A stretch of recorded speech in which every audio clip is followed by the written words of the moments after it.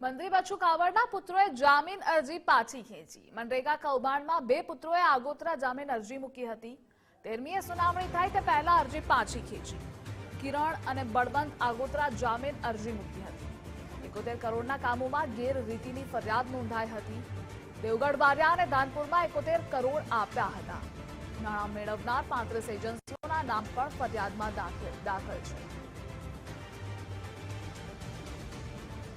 સંવાદદાતા શબીર જોડાયા છે। શબીર, મંત્રી બચુ કાવડના પુત્રોએ જામીન અરજી પાછી ખેંચી છે, વિગતો જણાવશો। બિલકુલ ધ્રુવી, વાત કરીએ તો જે જિલ્લા ગ્રામ વિકાસ એજન્સી અંતર્ગત જે મનરેગા યોજના હેઠળ ગ્રામ્ય વિસ્તારોમાં કામો થતા હોય છે, પરંતુ છેલ્લા થોડા સમયમાં મનરેગા યોજનામાં કૌભાંડ સામે આવ્યું હતું, જેમાં ધાનપુર અને દેવગઢ બારિયા તાલુકામાં અધૂરા કામો કરી તેને પૂર્ણ બતાવી અને ગ્રાન્ટો ઉપાડવામાં આવી હતી।